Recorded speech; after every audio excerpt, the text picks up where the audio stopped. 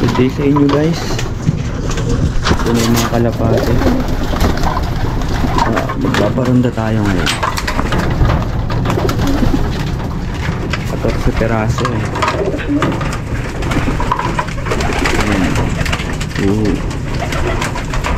Kailangan natin sila i-training. Ito pa sila napapakain, kaya parorondahin muna natin bago natin pakainin mga pliers natin. Ilalaro natin yung Smart Derby Race. Okay guys, buksan na natin yung pintuan, ang kulungan ng kalapate natin para makapalipad na tayo. Ayan, sinisimulan ko ng buksan ngayon. Pasaway pa na kalapate oh.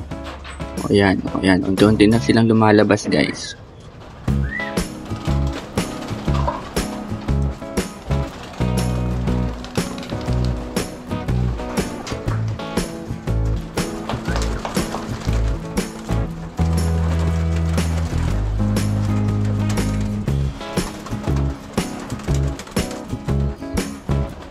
Mga 15 minutes po natin papaliparin yung mga kalapate po natin.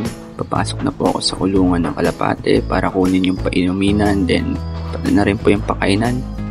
Ayan po, para malinisan po natin.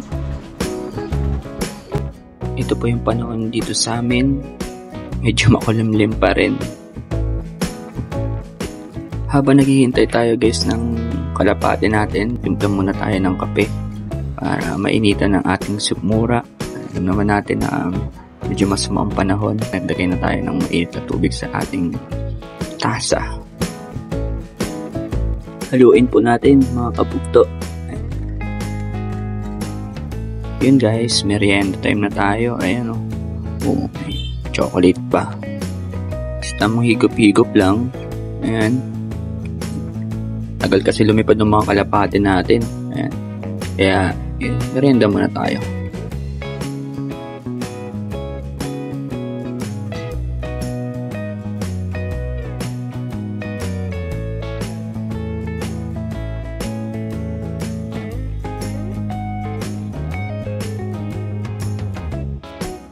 Habang lumilipad pa rin yung mga kalapate natin, dilinis po muna natin yung kulungan.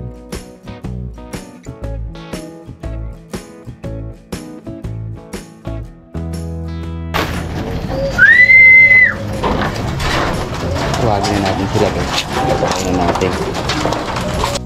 Yun guys, dumating na sila. Oras na para magpakain po tayo. Ayan, tinatawag ko na po sila.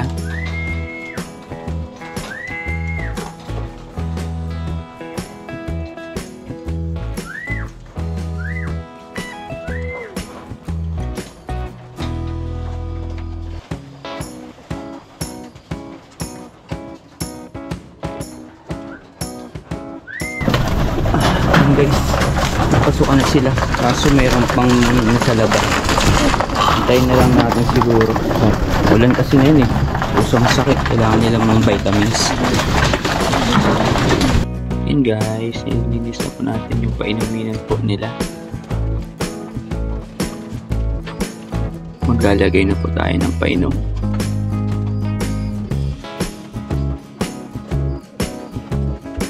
Nga po pala yung mga tanim nating halaman sa tabi ng kulungan ng ating mga kalapate. Ayan. Yung iba po kasi dyan is ginagamit namin para makaiwas po sa sipon at mga iba pang sakit ng kalapate para panggamot po sa kanila. Ayun guys, may isang hindi pumasok. Makulit talaga tong kalapate na to. Yung mga kasama niya nasa loob na oh. Alam mo, tapos nang kumain, busog na. Ayan. Sila. Alright guys, nandito na lang yung video natin. Then update ko na lang kayo pag i-training natin sila. Imimiddos natin yun. Kasi para ma-exercise yung mga kalapate natin kasi malapit na talaga yung laban. Update ko na lang kayo guys. Stay safe and God bless.